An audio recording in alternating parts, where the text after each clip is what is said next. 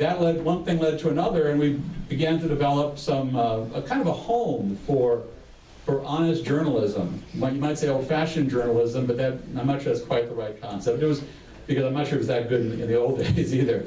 But it was a place where we thought, okay, people who want to do investigative journalism and other enterprise kind of journalism can actually find a home for some of their work. And people like Don North, who's here, he was our first war correspondent. He covered Kosovo and other conflicts for us. Barbara Capel, I think, is here, was our first political reporter. She did some great stuff about, in terms of how some of the politics was playing out, especially in the 2000 race, when Al Gore was essentially denied the White House.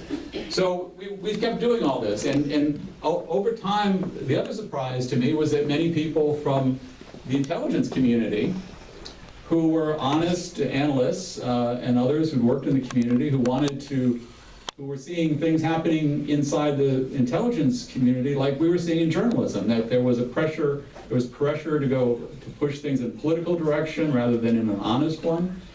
And it sort of struck me that there actually was a parallel point of view between journalists who wanted to do their job and intelligence analysts who wanted to do their job. They both were seeking, for different audiences, granted, but they both were seeking what the facts were, what the truth was. So that became the core of what we were trying to do.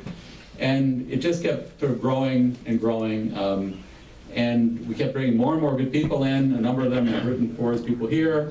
And we've covered so many different stories now. And I think one of the touching things is that there are people from, as I say, from all political perspectives here. There are people who are pro-Trump, anti-Trump. There are people who are conservative, liberal. And that really is what we aspire to, and we should aspire to as journalists, that we let everybody have a chance to have their say. We try to treat everybody with a fairness, a decency, and respect for their points of view. We don't try to be judgmental in a way of rejecting people just because we may not agree with something they say. We try to treat everyone as if they have a right to express their point of view, and we have an obligation to listen to it and to treat it fairly.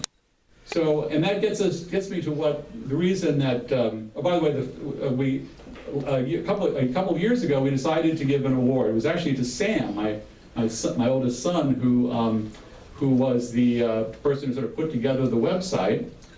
And he was moving on to do other things and wasn't really going to be wasting his time on our website anymore. But so we wanted to give him an award, thank him for that. And as we were doing that, I thought, well, I also wanted to give a recognition to Gary Webb, who was a reporter for the San Jose Mercury News, who I got to know in the 1990s. As part of the work that Brian Barger and I had done at the Associated Press in the 1980s was the first story about how the Nicaraguan Contras had gotten involved in drug trafficking. And there was a huge effort by the Reagan administration to cover that up. And frankly, they were helped by many of our colleagues in the press at the New York Times and the Washington Post. They didn't want to go there. No one wanted to deal with that ugly reality. And so that story got sort of pushed away, even though there was Senator John Kerry did a pretty good investigation, and there was a lot of evidence to support it. A huge amount of evidence. It was clearly true.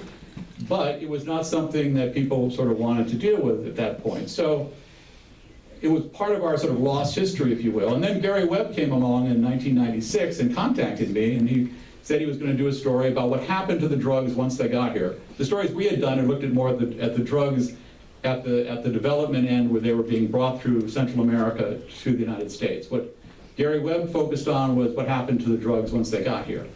And that made a actually more dramatic, powerful story, because we saw Americans suffering from the consequences of this cocaine. Much of it was manufactured into crack.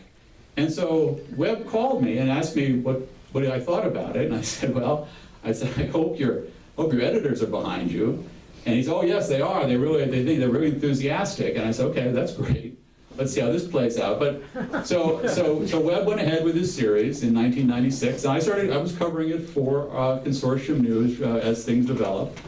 And And initially, the story was well received. It got tremendous response in the African American community in particular because of the impact crack had there.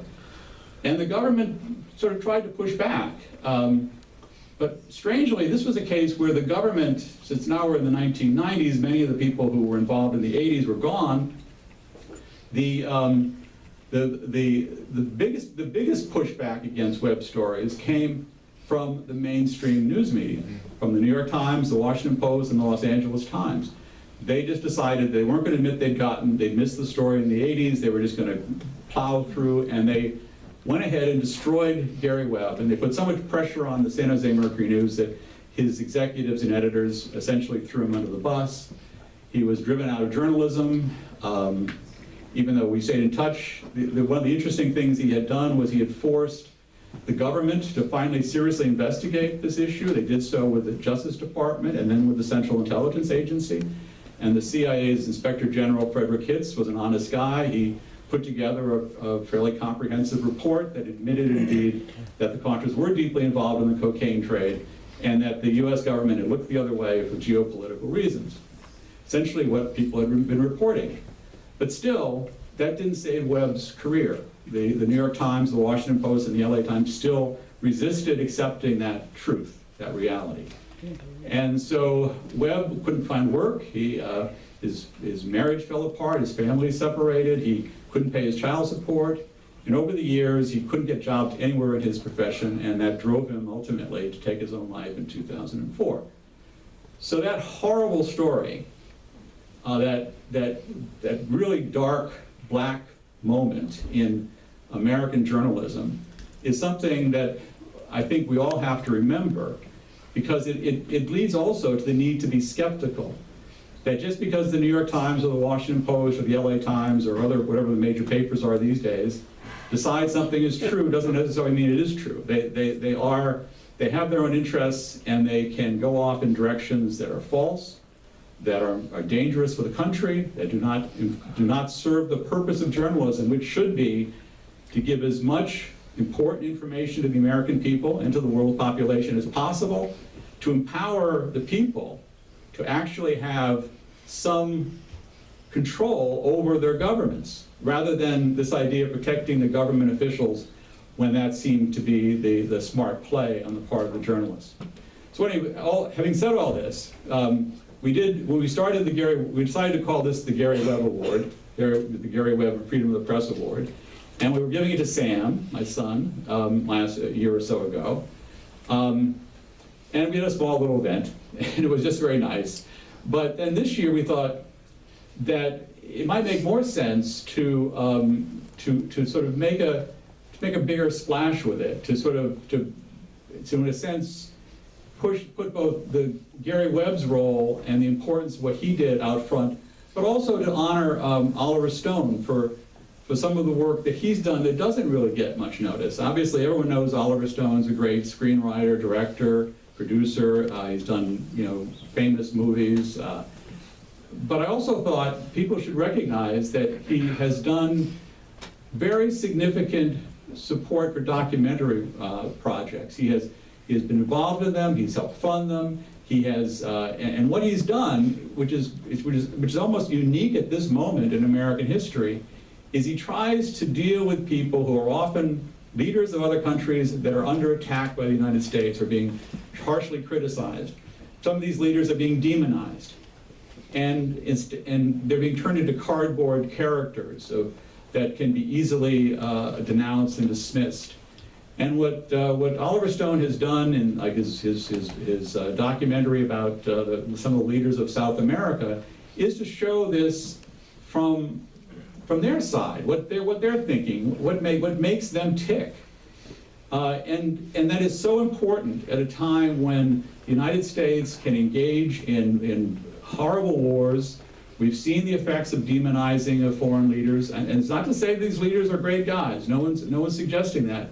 But that when we demonize them and make them not into human beings anymore, then it becomes very easy to go to war with them and their countries. We saw this happen with Saddam Hussein, for instance, in Iraq, and the horrible cost to the people of that region and to the American soldiers who had to execute this war.